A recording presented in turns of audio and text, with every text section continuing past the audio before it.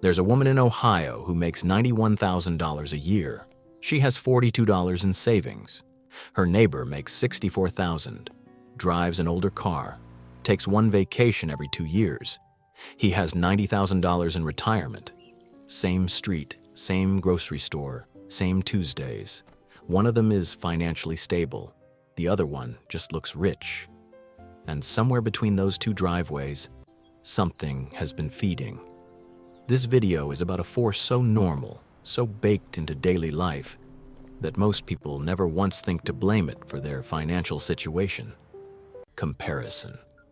Not greed, not stupidity. Comparison. And there's someone that feeds on it. We're calling her Angie. Angie doesn't steal your money. She doesn't need to. She just waits by every decision where you're not measuring your life against your goals. You're measuring it against somebody else's highlight reel. And every time you do, she feeds. Here's why this matters right now, more than any point in human history. For most of history, your reference group was small.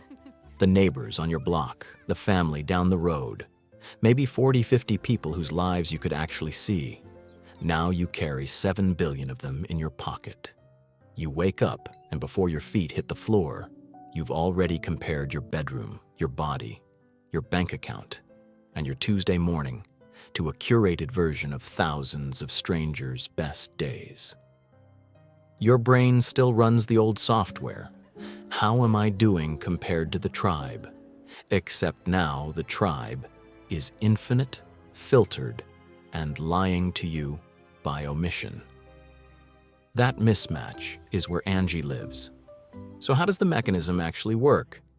Let's break it down step by step because it's not one bad decision, it's a chain.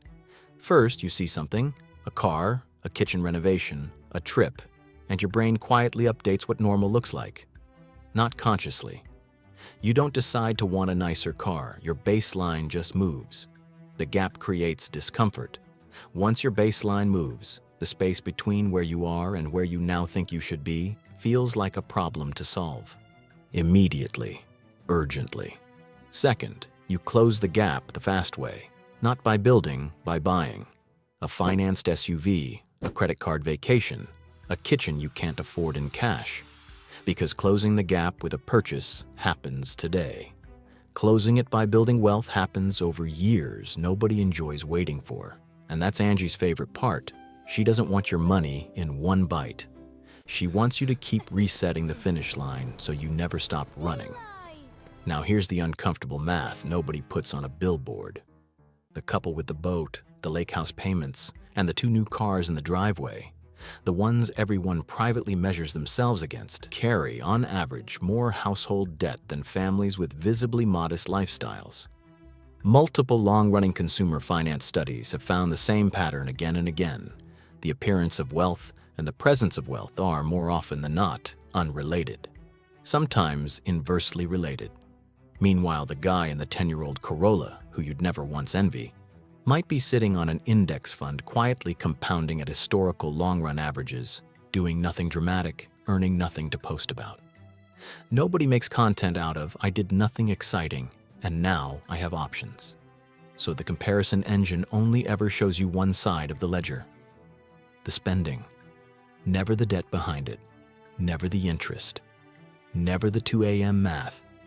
You're not comparing your life to their life.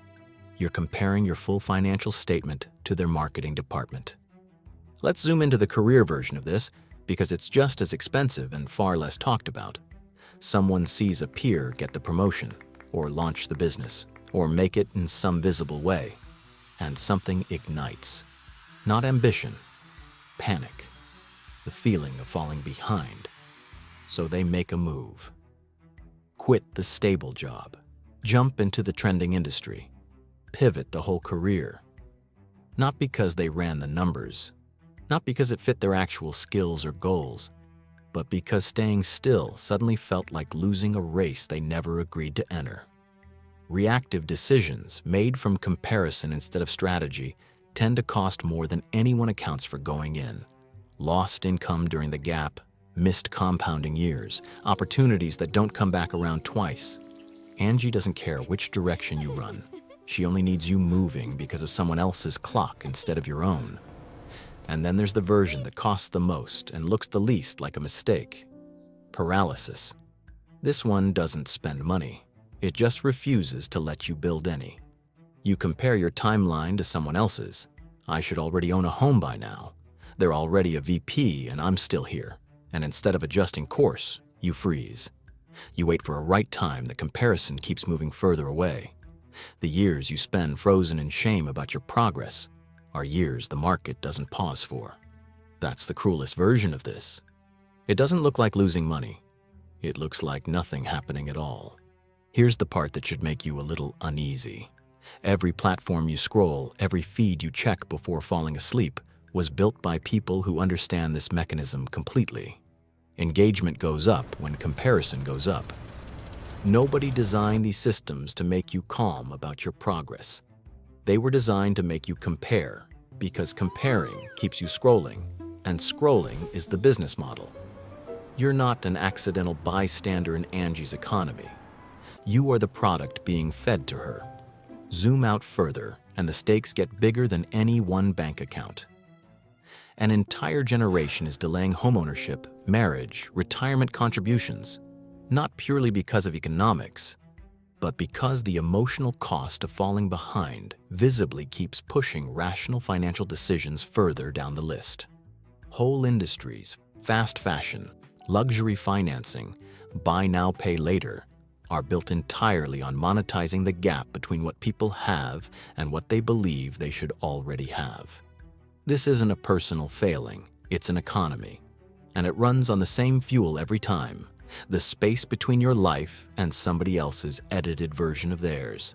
So what actually starves Angie? Not more willpower, not another budgeting app.